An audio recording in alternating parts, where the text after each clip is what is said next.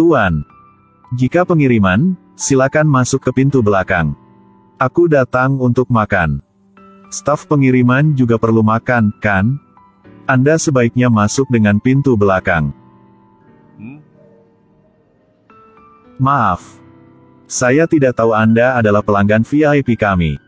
Saya benar-benar minta maaf. Silahkan ikuti saya. Faktanya, pria ini bukan hanya pelanggan VIP di sini, tetapi juga putra kandung presiden hotel ini.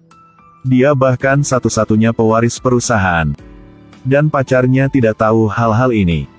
Gadis itu masih mengira pacarnya adalah seorang pengirim barang. Tapi yang aneh menurut pacarnya adalah, bagaimana seorang pengirim barang seperti dia bisa memotong steak dengan profesional seperti itu. Pergi makan denganmu di tempat-tempat seperti ini.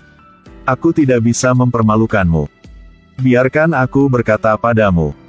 Sebelum datang ke sini, aku telah menonton banyak cara makan hidangan barat di internet. Bagaimana?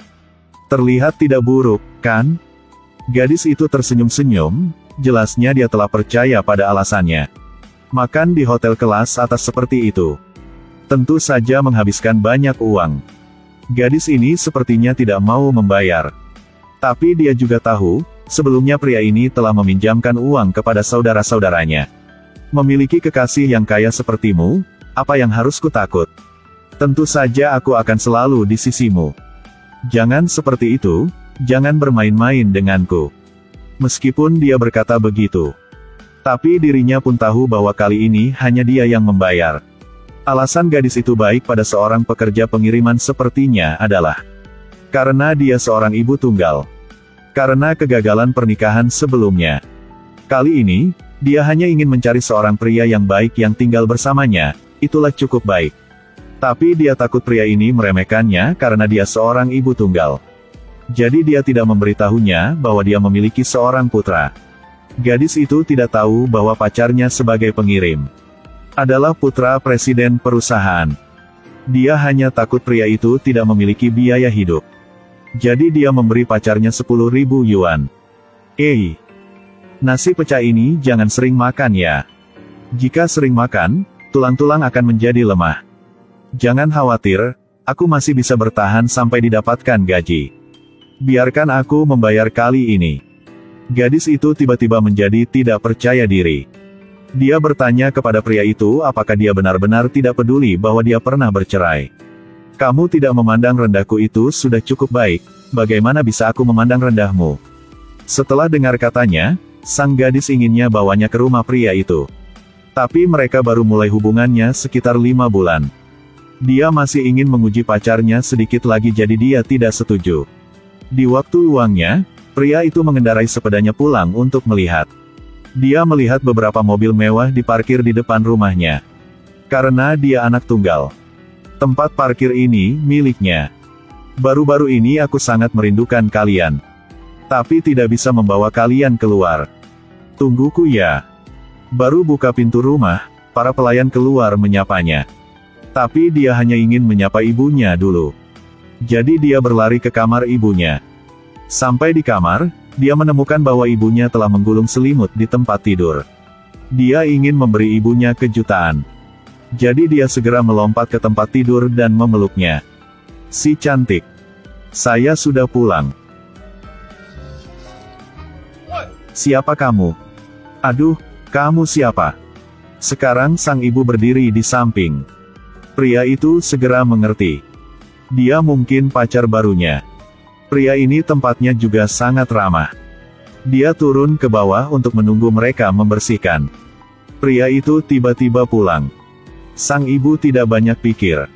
Tapi dia dengan jelas mengungkapkan bahwa dia tidak akan ikut campur dalam pilihan teman ibunya. Sering datang ya. Nyonya Li, sampai jumpa ya. Ibu tunggal ini karena dia ingin menikah. Dia pergi ke taman kanak-kanak untuk menjemput putranya tetapi mengatakan itu adalah keponakannya. Putranya terdiam sesaat. Meskipun masih kecil, dia tahu segalanya di dalam benaknya. Tapi anak laki-laki itu tidak akan mengekspos ibunya. Sebaliknya, sangat sopan menyapanya. Hari ini adalah hari ulang tahun anak laki-laki itu. Sang pacar ingin mengajak anak itu keluar untuk bersenang-senang. Namun, tanpa diduga, sang pacar dan putranya sangat senang bermain. Melihat mereka bermain bersama, orang luar mungkin akan mengira mereka adalah keluarga bahagia yang terdiri dari 3 orang. Ayo, ayo. Ibu, dia sangat baik. Semoga kencan Bu dan dia menyenangkan. Aduh, bocah nih. Pada malam hari dalam perjalanan kembali, dia pikir juga baik. Biarkan mereka berdua melakukan sedikit kontak. Jika pacarnya masih peduli tentang dia memiliki seorang putra, maka tidak cocok keduanya saling mencintai. Tetapi semakin dia memikirkannya, semakin banyak konflik yang dia rasakan. Jadi dia menghentikan mobil dan turun untuk menenangkan diri. Sang pacar melihatnya jadi mengejarnya. Sebenarnya Bai-Bai bukan anak sepupuku. Dia putraku. Sang pacar cuma bilang iya. Ternyata semua ini dia tahu sejak lama. Tapi dia tidak peduli. Karena dia juga anak seorang ibu tunggal. Jadi dia tahu bagaimana perasaan anak itu. Sebenarnya, sejak kamu tidak menerimanya sebagai putramu, dia telah sangat sedih. Anak ini akan berpikir bahwa dirinya yang menghalangimu bahagia. Untungnya, sekarang ketika semuanya sudah dijelaskan, perasaan mereka berdua tidak berkurang karena itu. Mungkin akan ada orang yang berpikir, pernah menikah, tapi masih ingin menemui cinta sejati. Maksud saya, jangan kehilangan keberanian dan kepercayaan diri untuk mengejar cinta sejati hanya karena Anda sudah menikah sekali.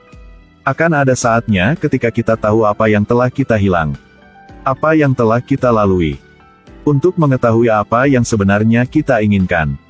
Sampai saat itu, kita akan dengan mudah menyadari siapa cinta sejati kita. Itu akan membuat kita lebih cerdas dan lebih mensyukuri apa yang kita miliki.